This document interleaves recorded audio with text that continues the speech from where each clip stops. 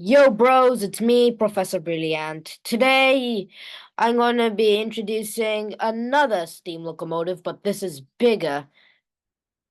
Alright, I built it at 8 studs wide, but so let's not waste any time. I'm going to be introducing a real huge replica of the Caledonian 652. Now, I've already made a video about a smaller one, but this one is bigger. The reason why this is bigger is because, well, I love the Caledonian 652. Its color, its shape, everything stands out to me. That's why I decided to make a much bigger version. But, oh, it's 6 studs wide. I miscounted. Hey, what oh, never mind. Did nothing bad. Now then, I copied most of this from from another YouTuber. And this YouTuber, I've already explained it before, but it's Wooden Toby. Go subscribe to him. He made his version, and just like he said, he included a running board on the tender. How long to make a cab, and whether to include a running board on the tender. Yes, including a running board on the tender. That was hard. But including the running board was a little bit too hard. That's why I just decided to make it red.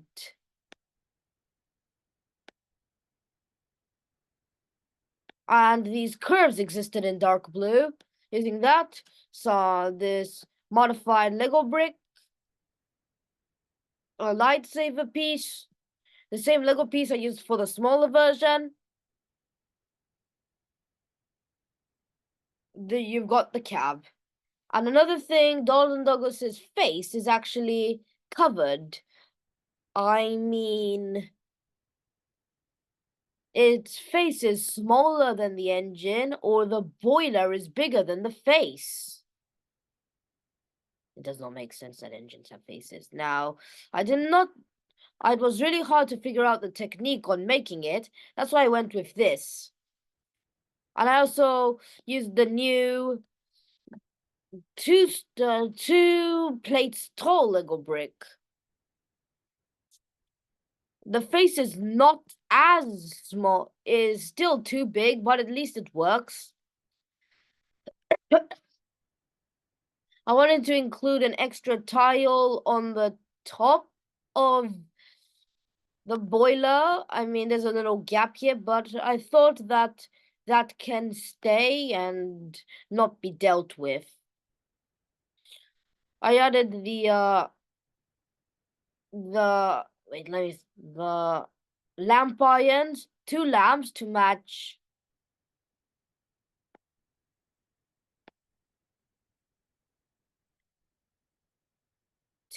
this picture. And I also added a special spot in the locomotive. And here is a question which you'll be wanting to say. What is this place? All right, let me give you a little topic. This is where circuit cubes will go in. And you're thinking, what circuit cubes?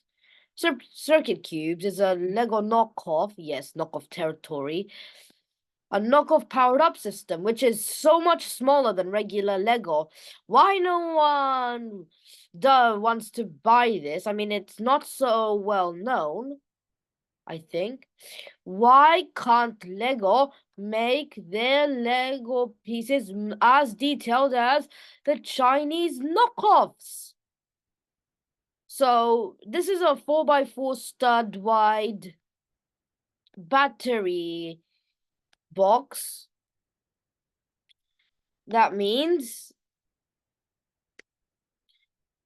let's take this Lego plate, fit it nice and snug into the locomotive, and the other silver thing is meant to be a motor. The cable connects to the circuit cube's battery box to the transparent motor. The motor will spin this gear. The front pair wheels will move. The side rods will give it will give the side rods will start to move because of the front wheels. All the wheels will start to move, and 6 wheels moving in one. The power of the locomotive will be powerful. I first did not know, but after watching Wood and Toby, I suddenly realized why and how do all the his engines are so powerful, because they have side rods. So yes, and just like the smaller models, Montague and Donald and the improved version of Donald and Douglas and Montague, I made the wheels far apart. I also decided to incorporate a small smoke box, so we can make stop motions. There are the bogey wheels. I decided to use the actual ones. And using the same Lego pieces that I used for the curves on the cab, I made this sloped part. Also, this top is completely off. I copied an image. That image showed this. And it's because of the round Lego brick that I used for Montague just does not happen to exist in dark blue. Oh, come on. This is not fair. Also, the wheels don't exist in dark blue, but black is very close to dark blue, so I'm okay with it. Also, I decided to make the buffers a lot bigger than the original ones, so I used Lego's tea saucer part, as well as the one on the funnel.